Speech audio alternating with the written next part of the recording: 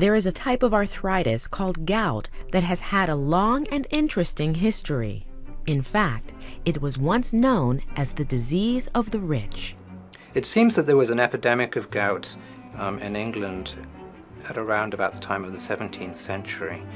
Many of the important risk factors for gout were most prevalent in that stratum of society, namely alcohol drinking. Bruce Faubert is a 53-year-old salesman, and like all gout sufferers throughout history, his illness began in the kidneys. What often happened in Europe a few hundred years ago was that the royalty had, or the wealthy had, access to port and other wines that happened to have been made in containers that contained lead. And it turns out that lead can damage the kidneys, causing you to retain uric acid. Uric acid is usually excreted from the body in the urine. But for reasons not completely understood by scientists, gout sufferers retain too much in their body.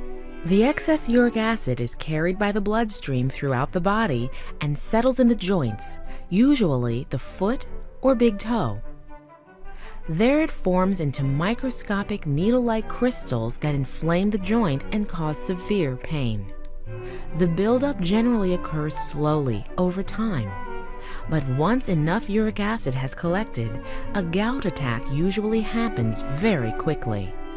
It comes on suddenly, so patients sometimes go to bed feeling well and they wake up in the middle of the night or in the morning with a red hot, swollen, painful, big toe. The night that I finally really got gout is I woke up and my foot was throbbing. It was like a toothache. I had to take the covers off it. The actual covers hurt the foot. I couldn't put the foot down on the floor. I kind of had to hobble around, and even that was sore because your whole foot's swollen and red. It feels like somebody actually hit your foot with a sledgehammer. That's how bad it is. And I thought I broke it, but I didn't know what I did to break it. Bruce visited Dr. Robert Yood at the Fallon Clinic in Worcester, Massachusetts. He presented with classic gout symptoms. To confirm the diagnosis, Dr. Yood performed a test that very easily diagnoses the disease, removing fluid from the affected joint.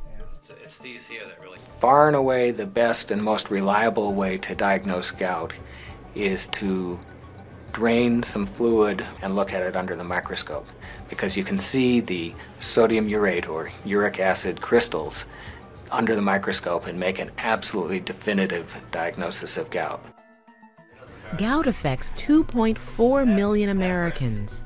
Although it can't be cured, it is the most treatable form of arthritis. Well, when I have an attack coming on now, I actually get a little soreness in my big toe, but if I start taking my medication, it normally knocks it right out and I'm fine.